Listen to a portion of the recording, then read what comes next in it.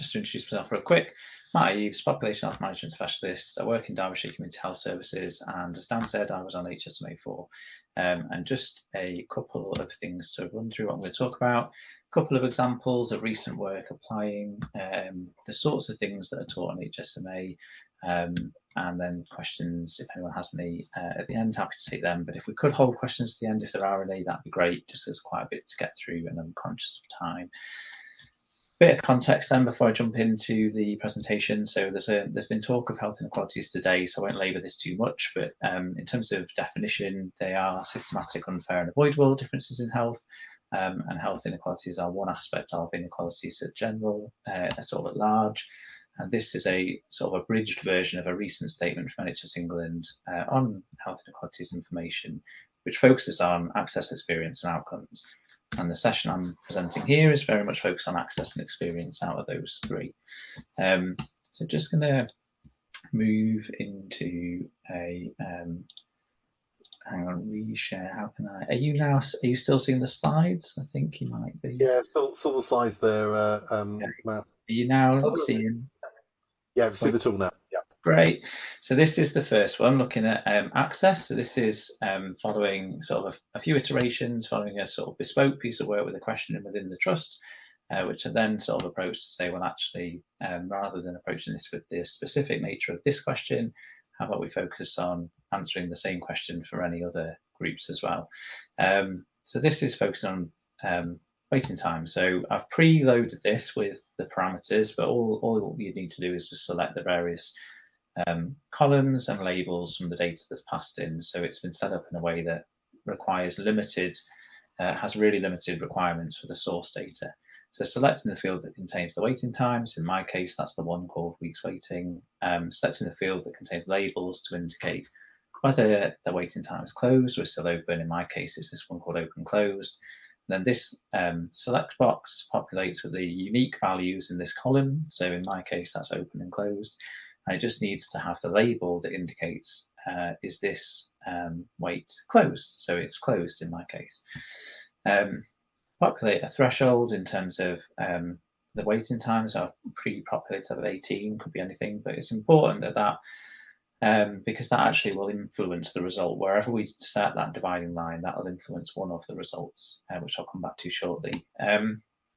And then just the date range for the data to run with. So that in my case is date clock stop, 1st of April to start of September.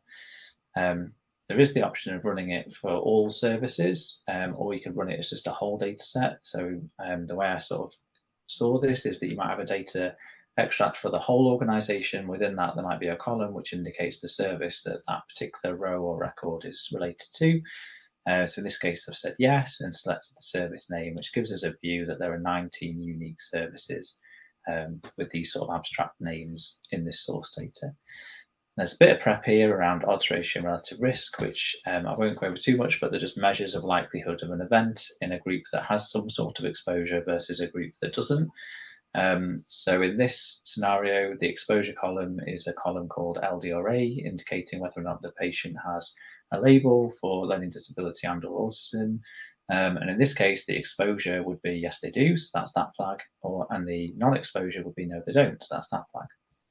And this column here is the outcome. So did they wait less than the target, which in our case is 18 weeks. And this column here is produced by the programme based on the threshold we set. So 18, so this is a binary value that's looking in the waiting times and saying, is it less than 18? And if it is, assign the value true. And if it isn't, assign the value false.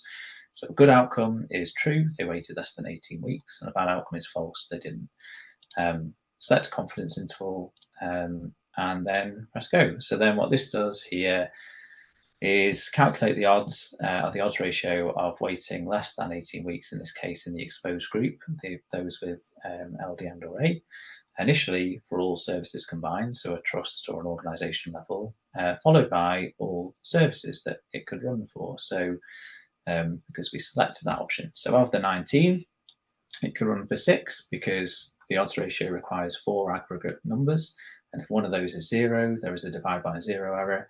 And so those are skipped in this example. So it could run on 6. And this summary table extracts any significant results, so in this case, service C, But all of the results from all 6 are in this little expander box here to say, and indicating with a tick where it was significant. Relative risk is also calculated as well, which is another measure of likelihood of an event. So what that's suggesting is to interpret that the odds ratio was significant at 95%. So the odds of waiting lower than 18 weeks are lower in the exposed group, meaning the people in this example dummy data with LD and or A have a lower likelihood of waiting less than 18 weeks than those who don't have that flag. But then that could also influence, like I said, the 18-week cutoff influences that result. So then this has been added in, which is instead of just looking at a threshold limit, it looks at the distribution of weights in the 2 groups, which this would update relative to whatever has been selected as the exposure. In this case, it's comparing the distribution of waiting times for people with an LD or A flag versus those without. And then it runs a test and says, actually, there is no difference between the groups when you look at the distribution overall. So it provides a bit more assurance than that binary view of the odds ratio. And then finally, there's another little bit of functionality which looks at other categorical variables. So we could look at the continuous variable of waiting times again, have gender and ethnicity selected here, but you can select any other categorical variables of note, and gives you a little frequency count in these tabs as to the volume of patients with each unique label. And then if we press this, hopefully if this runs live as intended, we get the results. So what it's telling us initially is the continuous dependent variable, weeks waiting 1, is not normally distributed. So it tries to transform that to be normally distributed. And then it tells us that in this example, that's failed. All the transformations didn't work. So it's going to use non-parametric tests, so those that don't require a normal distribution. And then it gives us this little summary table to tell us for each of those variables we selected, which test is it going to use and why. So it tells us it's going to use Kruskal-Wallis because the independent variable, gender, has more than 2 levels, which we saw up here in this case. It's got I, M, and F.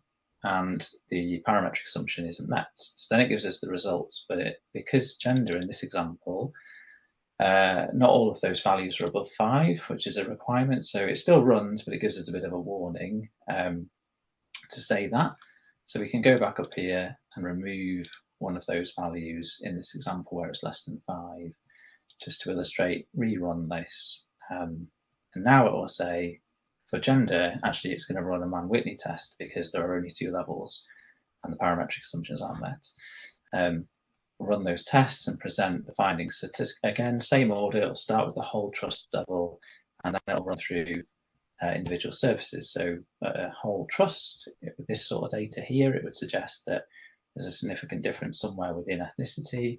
And wherever there is a significant difference, it renders a table to show you in descending order the median waiting time of each group and the volume of people waiting, and then presents that same data as a scatter chart over here just for ease. But where it isn't significant, those 2 sort of outputs aren't rendered. And then a little summary table gets produced. So the same tests, so check for normality and then run the appropriate stats test, is run on the services. And then wherever a significant result was found for one or more of those categorical variables, summarize those in this little table, and then render the results. So a little tab for each of the services where a significant result was found, with the same metric outputs as above for the whole organisation.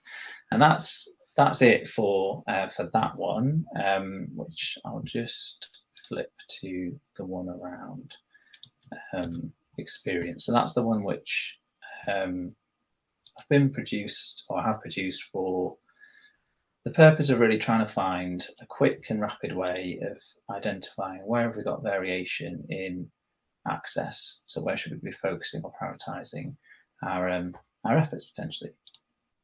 So I'll just close that and then run this one, which will bring us up some information on experience.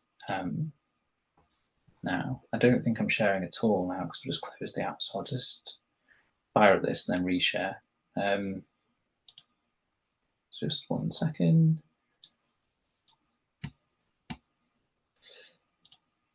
This is the beauty of trying to multitask. Okay, here we go. So just share edge this. Okay, so hopefully that's coming through now. So this has got a few different elements to it, but the one I'll focus on is this one, which and the data prep stage. So this is using a made-up data set, which I use Google Bard to create with reviews in various different languages. It is labelled, it's got an FFT score in there and some basic demographics and a service table. So in this example, it includes known sentiment, and it does include a service label, and the service label is in the column called service. It doesn't have a column to indicate redaction. It does include the sentiment, which is in FFT. Now, if it didn't include sentiment, it would run sentiment analysis to try and estimate that sentiment as an interim step. But because this one does have it, that's not needed. And so I can just assign this here.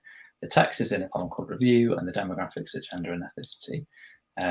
And I will just say to attempt translation. So what it then does here is this is all the setup for the sort of text analysis part of this model. It detects the languages that are present here in the test data and then tries to translate these. This was courtesy of a signpost from Sammy and the Slack channel Dan mentioned earlier on, so really valuable resource. So this is now using a library called Argos Translate, and it's translated 30 rows and is telling us it can't translate 9 rows in the language Punjabi. And so using those that it has translated and all the English ones, it then renders these outputs. So we can jump to that section now. Had we gone there originally, it would have just said go and do the data prep stage. But this is the overview now. So again, imagine this is a data set for the whole organization. So this is the whole organization's data, or everything that you've got in a single data set. Looking at a positive overview word cloud, negative overview word cloud, language breakdown, some outlier comments. So this was a bit of me digging into this a little bit. So turns out you can use some code to identify comments that are unusually positive and unusually negative, and then some topics. So which is a bit like thematic analysis in a way, I think, which is like trying to bring out topics. It defaults to 3 topics, but you can adjust the parameters. And if I won't click it here because it'll take too much time, but if I click yes there, it'll brute force every single possible combination and then tell you the optimum parameters to use here. But earlier on, the talk around the challenge of that and the time scales with this test data set, that's fine, but with a real data set, that can take a really long time. So I'm really interested to look at other ways of approaching this part of the problem. But it gives you the topics split by positive, so topic 1, and the terms that are associated with topic 1, 2, and 3, and negative, so terms associated with the negative reviews, topic 1, 2, and 3. And you can also see the original source data by clicking into here and how it's been aligned to those 3 topics if you wanted to go and check the source. There's some demographic variation because we selected some categorical features there in the prep stage. So it runs an odds ratio for all of the unique possible combinations. In this case, nothing's been significant, but you can still, similar to the previous one, so I've essentially repurposed that code for this use. But it's basically saying, is there a significant likelihood of, in this case, males, for that top row, giving good feedback compared to every other gender label present, and so on for every unique label within this. In this case, there is no difference in either direction. And then finally, on this part of the stage, you get this demographic breakdown. So you can click into each of those different sections, let's say gender male, and you get the same sort of outputs, but a slice now for just people with a gender label of male in this case. So positive outliers for males, word cloud for males, topics for males, all positive, but then you also get the negative tab here, so you can see the negative reviews from males. And then the same sort of structure outputs is present for every other demographic. Now, the other feature that might be useful is, because we said service labels present, is you can break that down by an individual service here. So we select service A, we got all of those same outputs, only this time it's filtering the data down at source to just service A and then renders all those different parts of the tool. So we can now see outliers for service A or variation by demographic group for just service A, and so on and so on. And that is that is everything I was wanting to share with you today. Thanks very much.